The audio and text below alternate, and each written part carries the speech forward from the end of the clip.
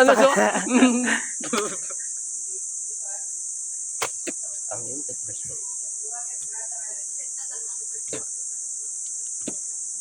Ganda na lang tayo, di ba? Pagka gano'n, pagkabagsak na sa room na tayo.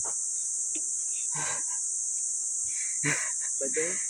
Hindi nga alam, sa tubig tayo babagsak eh. Paano tayo tatalon sa room? Pwede. Ay, bago ano sa tubig, kailangan naka na tayo. Nasa room na.